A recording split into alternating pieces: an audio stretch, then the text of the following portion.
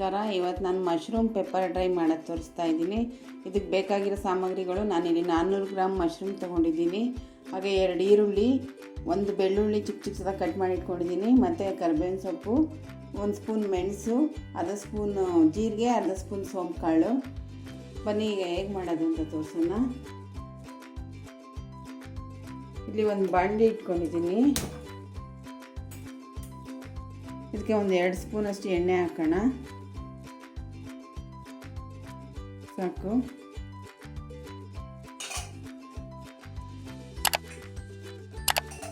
ಈ ಎಣ್ಣೆ ಬಿಸಿ ಆದಮೇಲೆ, ಸ್ವಲ್ಪ ಬಿಸಿ ಆಗಲಿ, ಬೆಳ್ಳುಳ್ಳಿ ಸಣ್ಣ ಸಣ್ಣದಾಗಿ ಕಟ್ ಮಾಡಿ ಇಟ್ಕೊಂಡಿದ್ದೀನಿ, ಮತ್ತು ಶುಂಠಿ ಹಾಕಬೇಕು. ಶುಂಠಿ ನಾನು ಪೇಸ್ಟ್ ಮಾಡಿ ಇಟ್ಕೊಂಡಿದ್ದೀನಿ, ಅದಕ್ಕೆ ಈರುಳ್ಳಿ ಫ್ರೈ ಮಾಡುವಾಗ ಹಾಕ್ತೀನಿ. ನೀವು ಶುಂಠಿ ಸಣ್ಣ ಸಣ್ಣದಾಗಿ ಕಟ್ ಮಾಡ್ಕೊಂಡಿದ್ರೆ ಬೆಳ್ಳುಳ್ಳಿ ಜೊತೆನೇ ಹಾಕ್ಬೋದು. ಈಗ ಇದನ್ನು ಫ್ರೈ ಮಾಡೋಣ.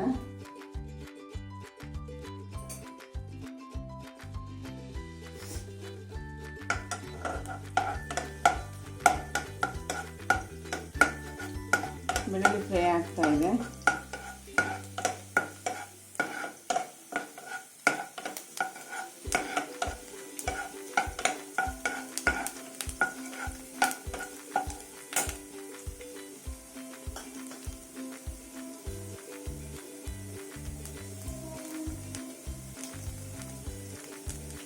ಹಾಗೆ ಅದಕ್ಕೆ ಕರಿಬೇವಿನ ಸೊಪ್ಪು ಹಾಕೋಣ.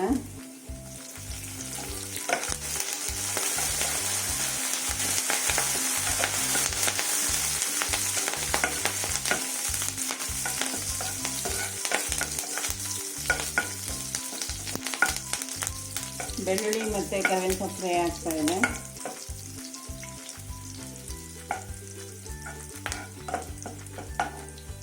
ಈಗ ಇದಕ್ಕೆ 2 ಈರುಳ್ಳಿ ಹಾಕ್ತಾ ಇದ್ದೀನಿ. ಈರುಳ್ಳಿ ಎಷ್ಟು ಹಾಕಿದ್ರೂ ರುಚಿ ಬರುತ್ತೆ. ಬೆಳ್ಳುಳ್ಳಿ ಮತ್ತು ಈರುಳ್ಳಿ 60 ರೂಪಾಯಿ kg ಇರೋದ್ರಿಂದ ಬರೀ 2 ಹಾಕಿದ್ದೀನಿ.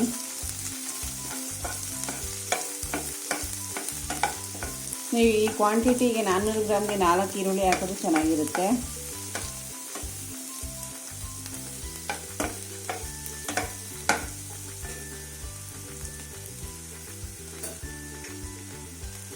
ಇದಕ್ಕೆ ಈಗ ಸ್ವಲ್ಪ ಅರಿಶಿನ ಆ್ಯಡ್ ಮಾಡ್ಕೊತೀನಿ, ಒಂದು 1/4 ಸ್ಪೂನಷ್ಟು.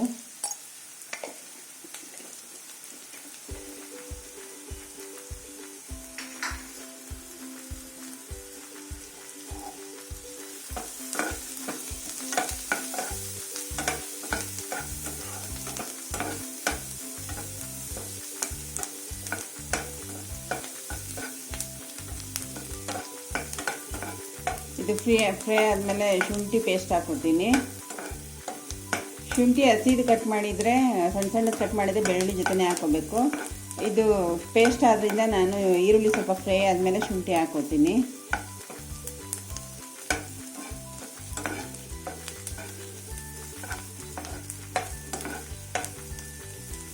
ಈರುಳ್ಳಿ ಗಮ್ ಅಂತ ವಾಸನೆ ಬರ್ತಾ ಇದೆ. ಈಗ ಇದಕ್ಕೆ ಶುಂಠಿ ಹಾಕೋತೀನಿ.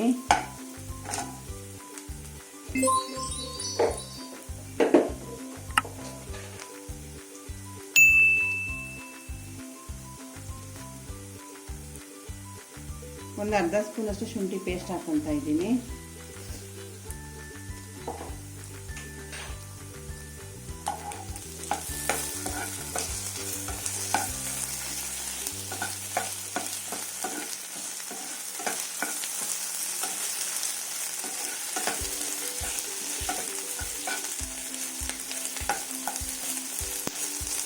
ಶುಂಠಿ ಚೆನ್ನಾಗಿ ಫ್ರೈ ಆಗಲಿ,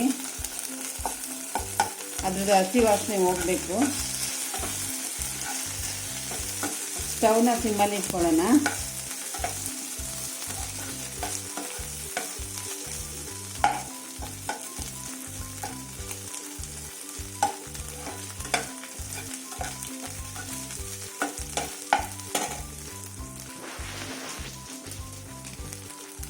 ಈಗ ನೋಡಿ, ಇದಕ್ಕೆ ಮಶ್ರೂಮ್ ಹಾಕ್ತಾ ಇದ್ದೀನಿ, ಅಂದರೆ ಅಣಬೆ 400 ಗ್ರಾಮ್ ಅಷ್ಟಿದೆ.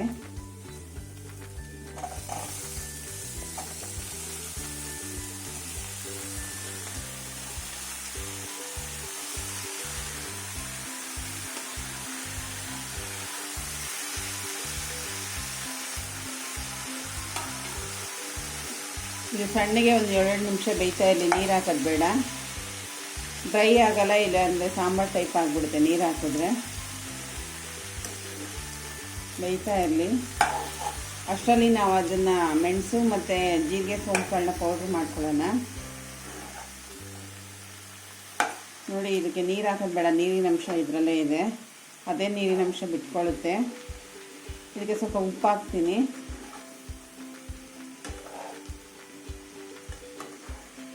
ಉಪ್ಪು ನೋಡಿ ಹಾಕೋಬೇಕಾಗುತ್ತೆ. ಇದು ಯಾಕೆ ಅಂದರೆ ಜಾಸ್ತಿ ಇರುತ್ತೆ, ಆಮೇಲೆ ಕಮ್ಮಿ ಆಗಿಬಿಡುತ್ತೆ ನೀರೆಲ್ಲ ಹೋದ್ಮೇಲೆ.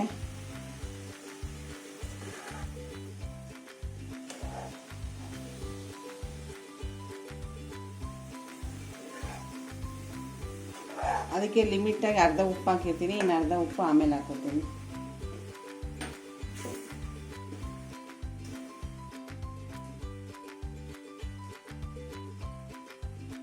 ಒಂದು 1/4 ಸ್ಪೂನಷ್ಟು ಉಪ್ಪು ಹಾಕೋತೀನಿ ಅಷ್ಟೇ. ಮಿಕ್ಕಿದ ಉಪ್ಪು ಆಮೇಲೆ ಹಾಕೊಳ್ಳೋಣ. ಈಗ ಇದನ್ನು ಮುಚ್ಚಿಬಿಡೋಣ ಸಿಮ್ ಮಾಡಿ. ದಪ್ಪ ಮಾಡೋದು ಬೇಡ, ಸೀದೋಗುತ್ತೆ. ಸಿಮ್ಮಲ್ಲೇ ಮುಚ್ಚಿಬಿಡೋಣ.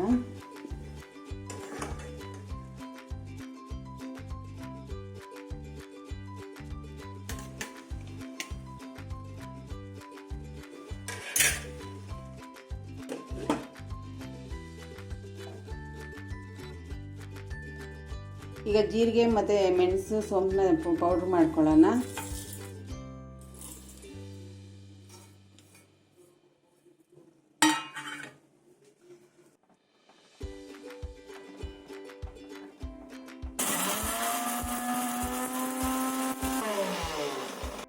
ಈಗ ನೋಡಿ, ಮುಚ್ಚಳನ ತೆಗೆದು ನೋಡೋಣ.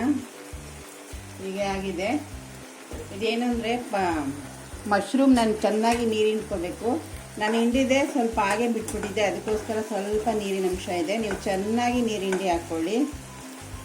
ಈಗ ಇದಕ್ಕೆ ಪೆಪ್ಪರು ಮತ್ತು ಜೀರಿಗೆ ಸೋಂಪು ಕಾಳು ಅವಿಂದ ಮಾಡಿರೋ ಪೌಡ್ರ್ ಹಾಕೋತೀನಿ. ನೋಡಿ,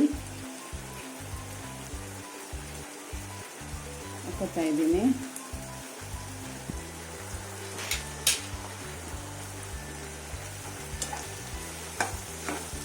ಇದು ಹಾಕಿ ಒಂದು 5 ನಿಮಿಷ ಬೇಯಿಸಿದ್ರೆ ಸಾಕು, ಡ್ರೈ ರೆಡಿ ಆಗುತ್ತೆ.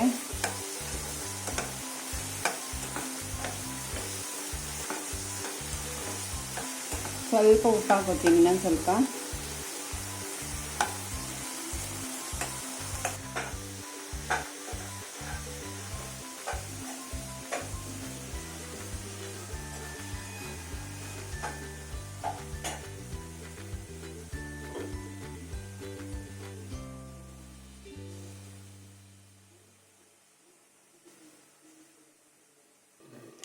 ನೋಡಿ friends, paneer pepper fry ready ಆಯಿತು.